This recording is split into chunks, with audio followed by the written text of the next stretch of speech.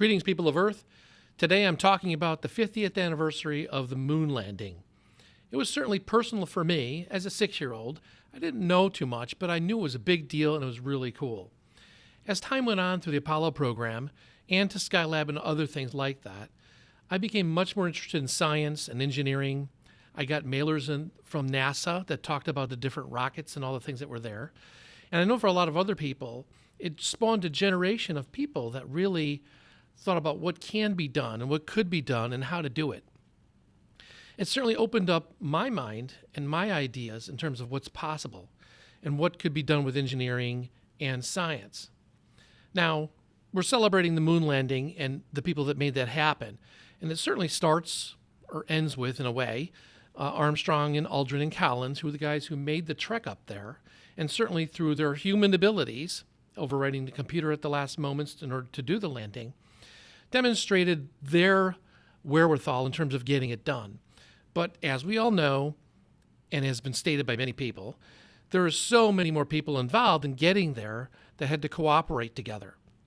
Michael Collins talked about 400,000 people being involved in one way or another with the moon landing. And certainly, I like to always look at history and go back in that all these inventions that had to be there needed other inventions before that. So there's been a long chain of human engineering and knowledge and science that was required to get to that point.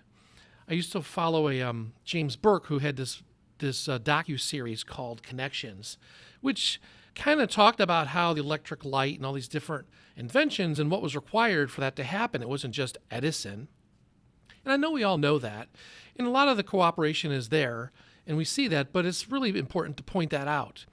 Another point I think that is lost sometimes is that every one of these people that were involved, all the men and women, had mentors, parents, friends that helped motivate them in other ways, either personally or professionally. And they were also involved indirectly in terms of getting to this point. And I think that invention does require that, and it requires people to be thoughtful and creative. One other part of this is the competitive nature, right? We were in competition with the Soviets, our foe, in terms of getting to the moon and getting the technological advanced perception in the world because we're having a political competition, and this was a big thing. So competition is a good thing, right? It allows us to take risks and to think cleverly and differently. And while there were a few hours that were on the moon, and it was monumental and beautiful what happened, all the things before that which got there paved the way through all the different pieces of engineering and science and the medical and all this other things, along with the competition.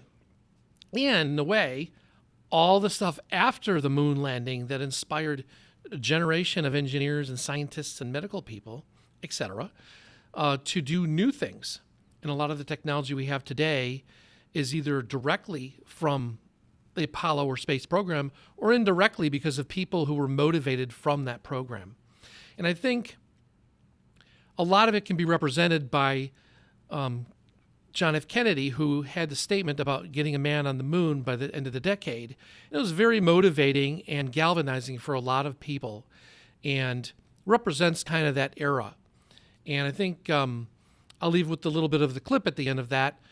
But that's something that really represents the leadership that he had in terms of motivating everybody so that everyone on all these teams could always be thinking about the vision and our goal of what was going on. So that's it. Thank you to everybody who was involved in that program and all the other people that are involved in helping them achieve the goals. And congratulations to NASA and the space program for getting on the moon 50 years ago today. Take it easy.